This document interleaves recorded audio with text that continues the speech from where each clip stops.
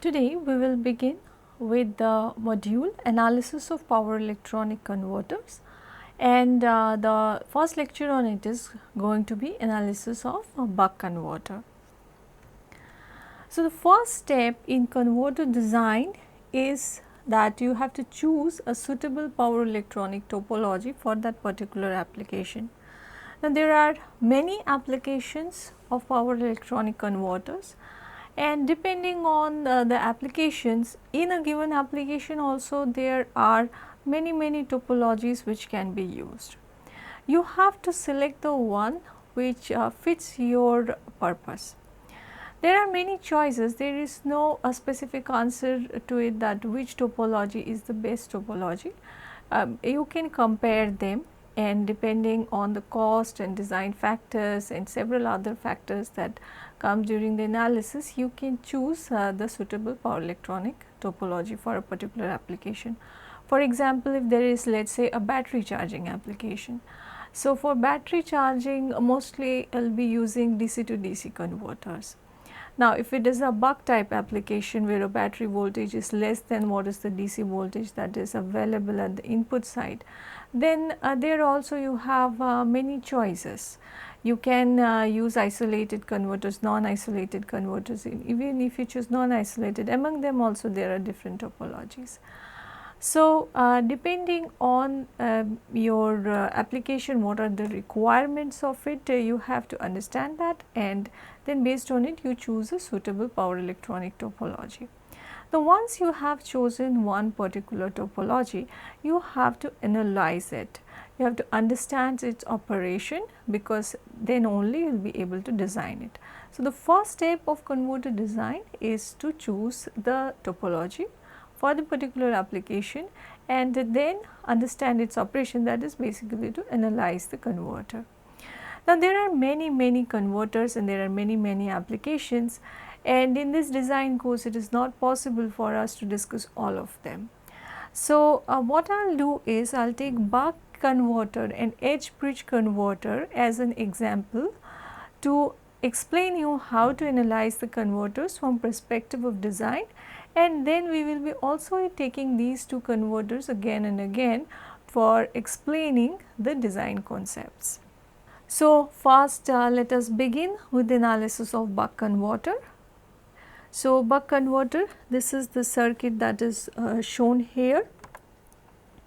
This is your input voltage V in, and then normally a MOSFET is used for DC to DC converters for lower powers, your buck converter, and then this is the diode that is there, and over here you have got the inductor, and then there is the capacitor, and this is your load resistor. And the different names are given to different voltages and current. This switch voltage is represented by VSW, and the current through it is ISW, and the diode voltage is marked like this. So, you have to look at the polarity, the way this positive voltage is marked here, that is important. You can mark it the other way as well, it is just the voltages will become opposite then. And then VL is the inductor voltage, IL is the inductor current, and so forth. Now, to analyze these DC to DC converters, there are two rules that are generally followed. So, those rules are, one is average voltage across inductor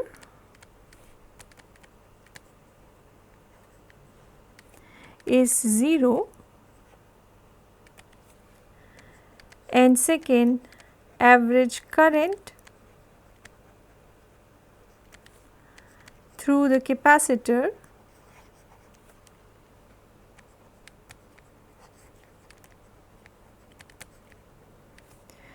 is also 0. Now, why are these two rules followed? Now, let us say this switch on time, we will call it as T on, and the switch off time we will call it as T off. Now, if we draw this inductor current waveform, so this is your inductor current IL, and for T on period usually this current will increase. So, this is the T on period, and then during the T off period it will decrease. Now, it may not come back to its original position.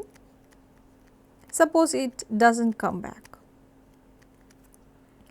So, then after that what will happen is, after some cycles this current will keep on building up, and so it may so happen that finally the average current, this average current is going to keep on building up, and it may increase the saturation level of the inductor, and then that will damage the inductor. So, that is not, of course, we will not want that. So, then if we see the inductor voltage VL is equal to DIL by dt, and from this if we write the inductor current equation, then this will be 1 by L. Now, if we specifically write it for this on plus off period, so this is T on, so this will become VL dt plus T on to T on plus T off VL dt. So, then for this current not to build up, it is required that this should come back to its original position after T off. So, then what we see here is that then if we take the average over this time period T on plus T off, then it should be equal to 0. Otherwise, the current will continue building up. So, that is why this rule is there, that average voltage across inductor is 0, and similarly we can also do explain it for average current through the capacitor is 0. Now, also note down that what we are going to do is the steady state analysis. There is transient analysis also that is done for converters, but for design purpose initially your steady state analysis is required. So, we will be doing the steady state analysis. Next, there are certain assumptions that are taken before analyzing these DC to DC converters. What are those assumptions? First, we assume that the circuit is ideal. So, it is an ideal circuit. So, this circuit, whatever are the components that we have kept here, this inductor, we are ignoring any parasitic resistances, a capacitor also, effective series resistances we are ignoring. This switch we have assumed to be ideal, okay, that means it instantaneously turns on and turns off, and there is 0 voltage across it while it is conducting, and similarly for the diode as well. So, all components in the circuit are ideal. Then next is C is this capacitor that we have shown here is large enough. So, this capacitor, this is large enough, so large that we can assume that the voltage across it, this Vc or this output voltage Vo, we can assume it to be constant. There will be some ripple, but initially for the simplicity of the analysis, we will consider that C is large enough and Vo is constant.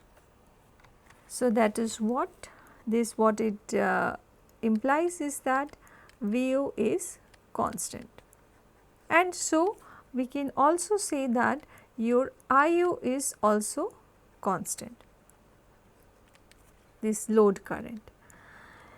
Then another assumption that we will make is that the circuit has reached steady state.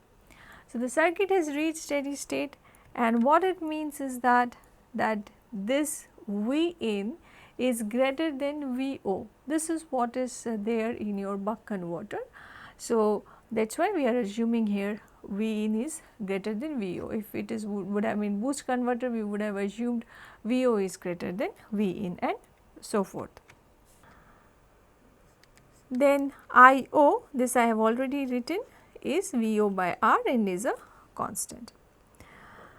Few more terms that you may be already knowing, but just for the sake of completion let me tell that again.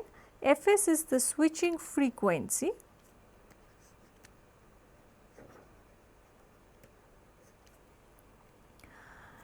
that means the frequency at which this device is turned on or off, that is the Fs, switching frequency, and associated with that is the switching time period,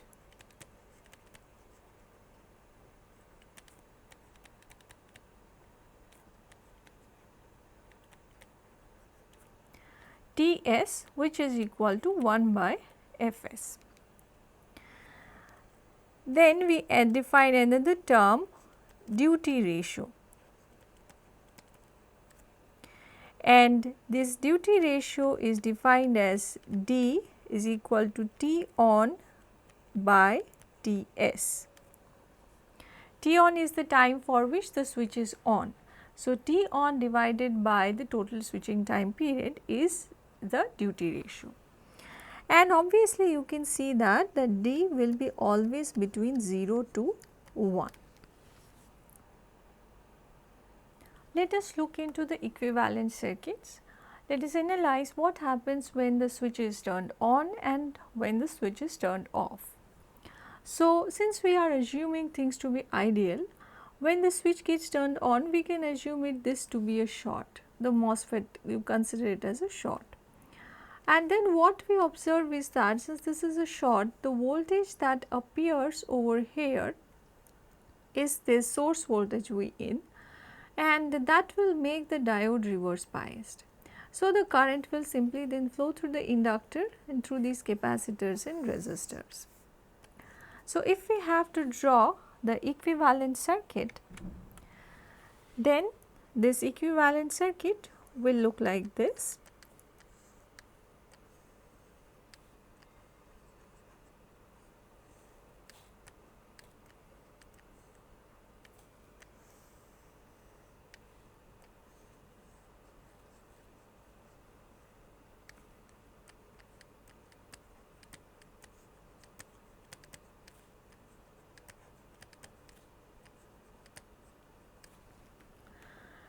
And if we write some simple expressions, then VL, this inductor voltage VL is equal to V in minus of VO, because this is the voltage VO and this is the voltage V in,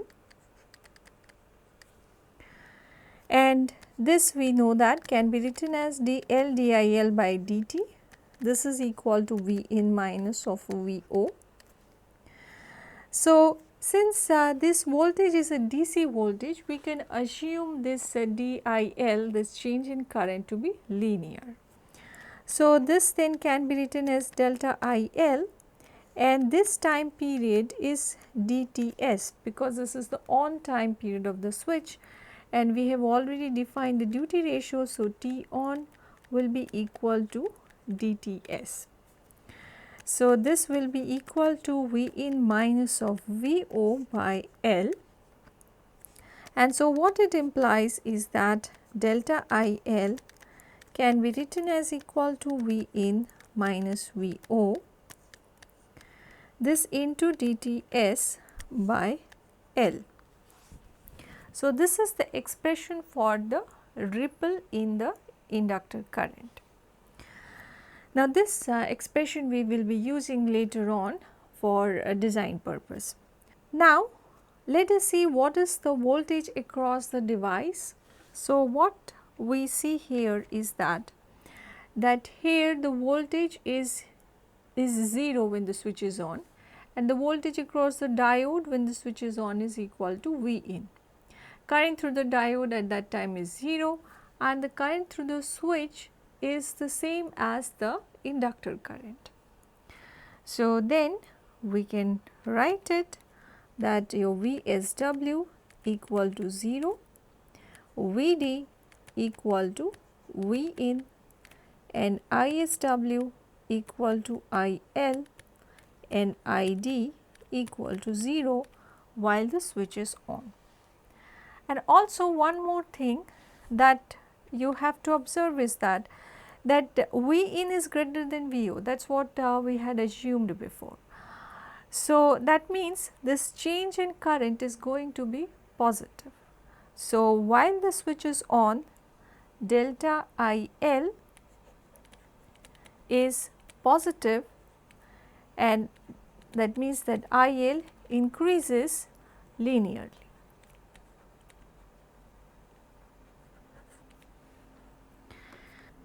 Now, let us look into when the switch is off. So, when the switch is off, this is open. So, we consider this as open, and then what will happen? There was already some current that was established in the inductor. Now, current through an inductor cannot change instantaneously. So, it will try to find out a path, and that path this diode will then provide, and the current will then freewheel through this diode. So, accordingly we can draw the equivalent circuit.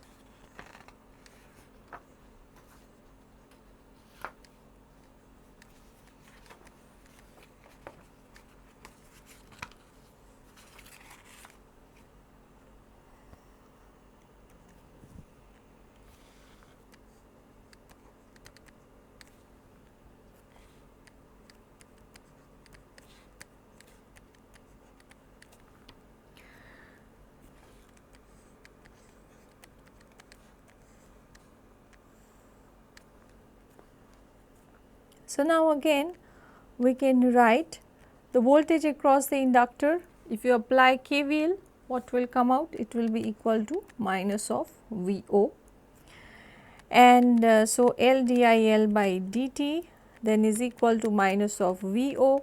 So, therefore, we can write delta IL as equal to minus of VO 1 minus dTs by L. And why this is 1 minus dTs? Your t of time will be equal to 1 minus dTs, right, that is why we are writing it. And also the voltage across the device. So, the switch voltage VSW, what we see here is that this is open. So, this is opened here. What is the voltage across the switch then? That is equal to V in, the input voltage. So, then VSW is equal to V in, and VD since it is conducting, and ideal. So, it is 0, ISW it is not conducting. So, it is 0, and the current ID is equal to IL, because now the diode carries the inductor current. And also what we observe here is that this is negative. So, the current delta IL change in current is negative. So, the current is going to decrease linearly. So, now IL decreases linearly.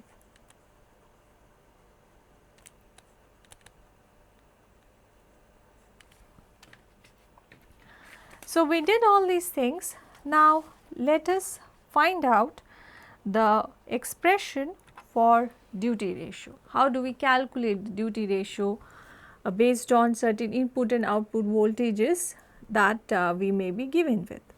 So, for that we follow this rule that average voltage across inductor equal to 0. So, therefore, VL for the on period multiplied by T on plus VL for the off period multiplied by the T of time period divided by Ts, this is equal to 0. So, then if we substitute, that means V in minus VO dTs plus minus of VO 1 minus dTs by Ts, this is equal to 0. So, if you solve it, what you will be getting is VO equal to dV in. So, this is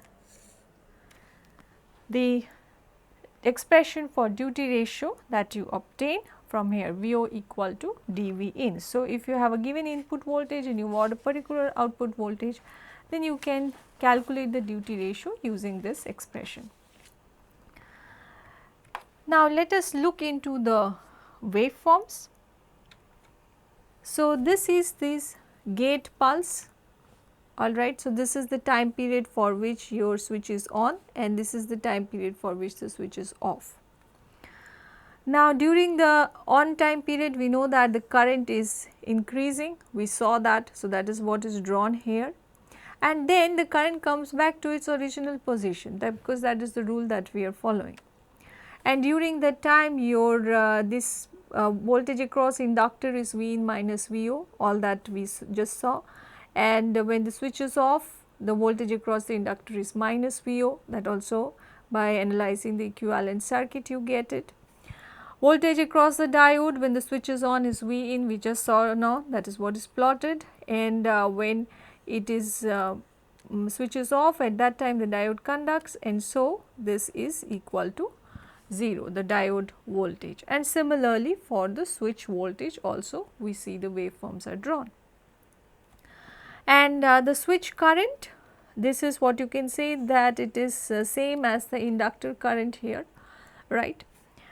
And when the switch is not conducting, it is equal to 0, we can see here. And similarly for the diode, when the diode is not conducting, the current is 0, and when the diode is conducting, this is same as the inductor current IL. Okay. So, these are the waveforms that we have plotted using the equivalent circuits. Now, what is the use of these waveforms? Why do we keep drawing waveforms in power electronics?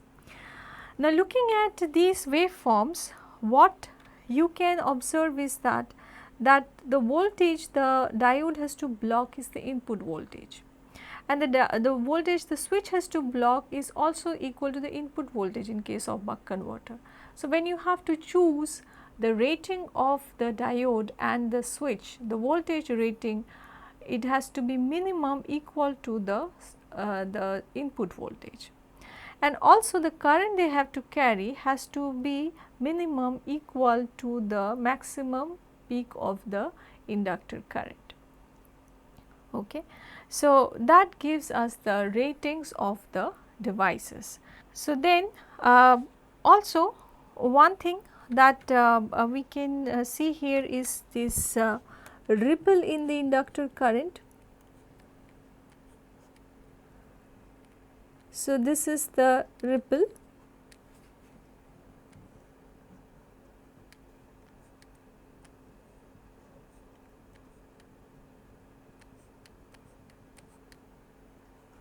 Delta IL,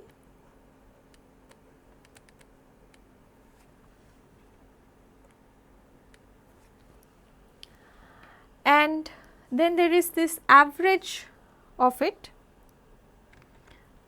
This is the average that is denoted as capital IL. So, and what will be the peak value from this waveform itself? You can see that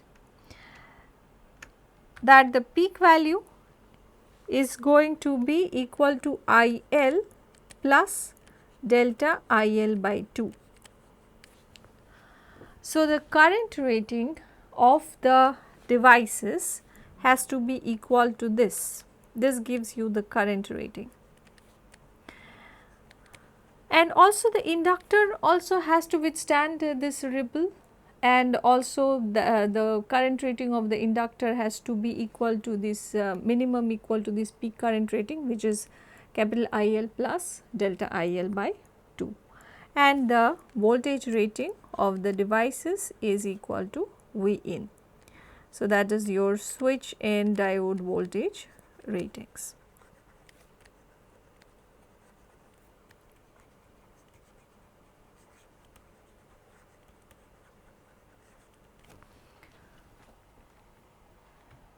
So, what are the key points of this lecture that you should remember? First is that you choose a suitable topology depending on the application for which you are designing the power electronic converter. Next is that you analyze the ideal power electronic converter, the topology that you have selected.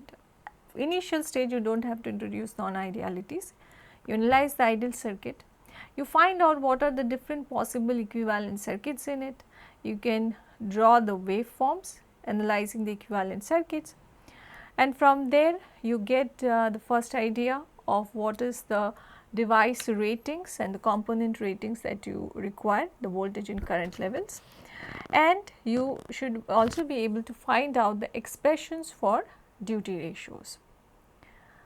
Thank you.